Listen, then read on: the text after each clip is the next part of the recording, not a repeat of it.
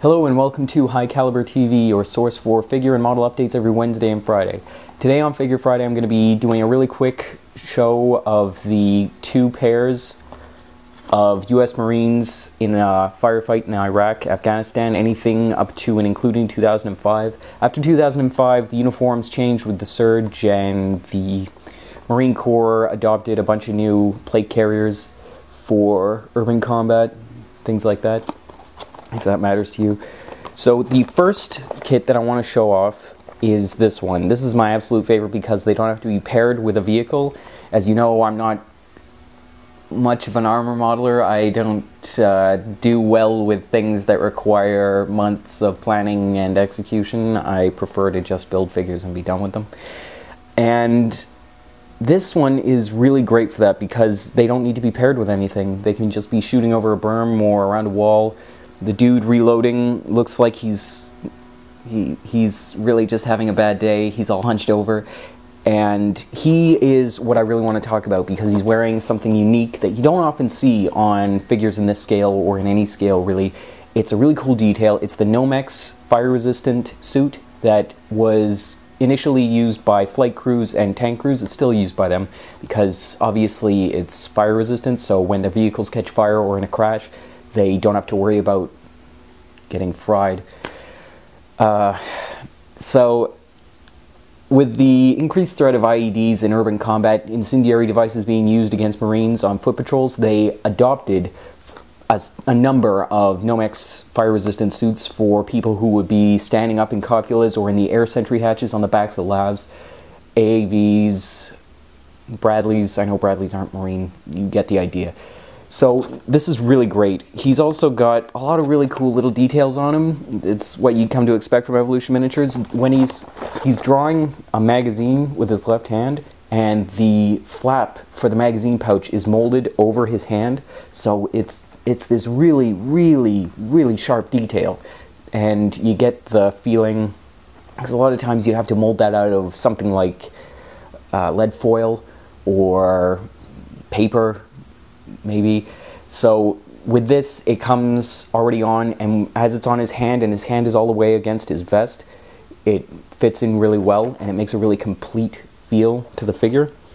He's also got a lot of really neat little details, like on the Nomex there's all the stuff, since it's for flight crews and stuff, they need to carry everything on their legs so that they can access it quickly, and all those zippers and little pockets are really well detailed. The zipper on his leg, like on the pant cuff, is actually undone a little bit so he can have his legs breathe a bit and he can move around a bit faster.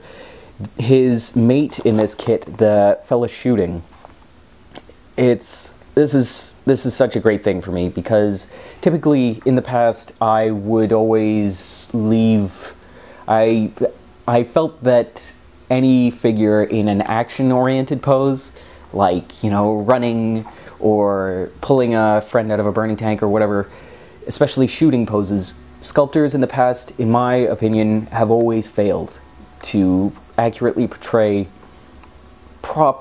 they don't capture the weight of a shooting stance or the stress of a firefight. They always end up looking cartoonish or just floaty, if that makes any sense. But this guy, he's really got, his feet are like planted really wide apart, and his shoulders are hunched over like he's taking the recoil of his weapon and he's actually aiming and shooting at a target.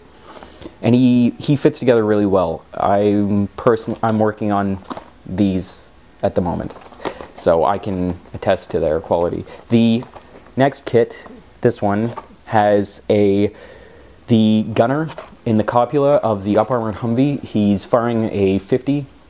I think most Marine Corps weapons, you could use him on a Mark 19 because it's just the two handles on the back of the gun, or an M240 Bravo if it's the variant that has, like I said, the handles on the back. If it's the one with the centerline pistol grip, then it's not going to work.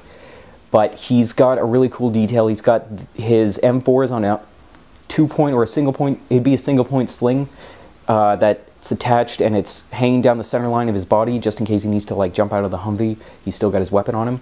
He's also got all the gear that you would expect a gunner to have. He's got the Gorget, the Kevlar thing that protects his throat. He's got the goggles, the bandana-like face mask for dust protection. He's also got Nomex fire-resistant gloves because, I mean, just the heat of the Iraqi or Afghan sun on vehicles can make them extremely hot, so they need gloves so that they can handle the vehicle or the weapons that are exposed to the sun.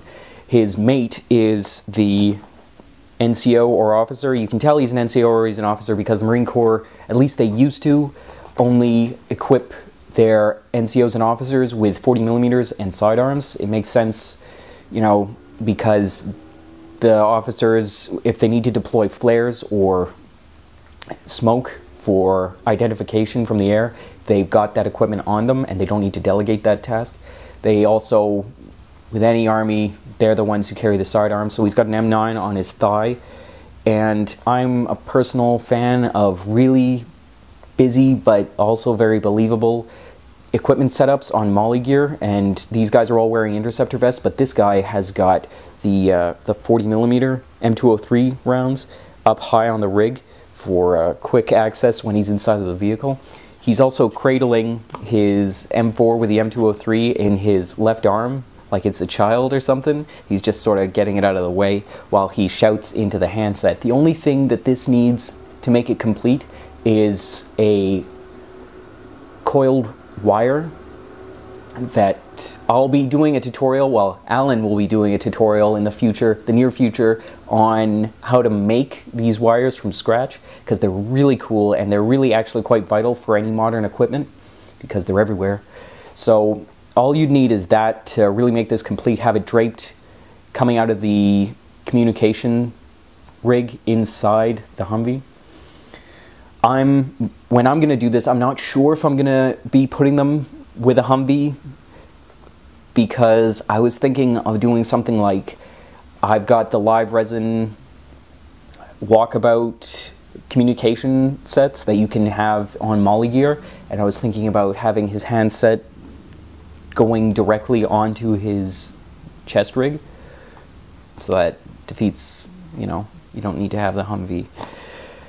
And yeah, they're really, really cool. I'm personally working on these, as I said.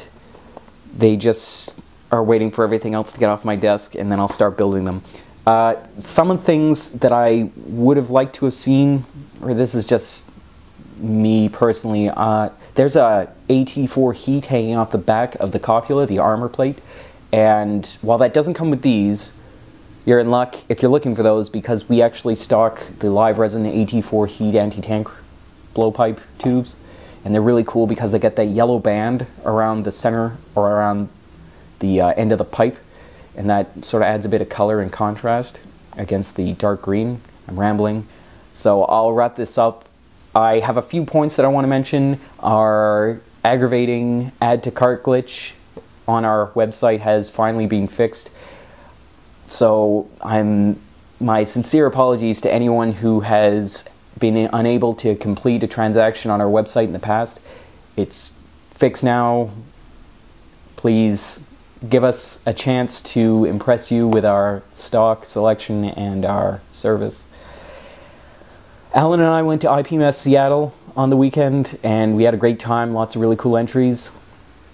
I'm periodically updating my Facebook timeline with the photos that I took. I took a lot of photos of all the entrants, and so if you want to check those out, befriend us on Facebook. Also remember to like us on Facebook, Twitter, Pinterest.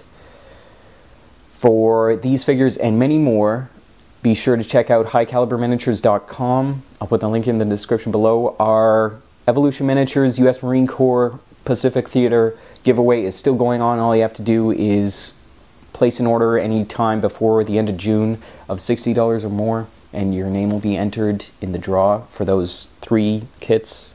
So that's 6 figures in total. Thanks very much for watching, and I'll see you next time. Bye.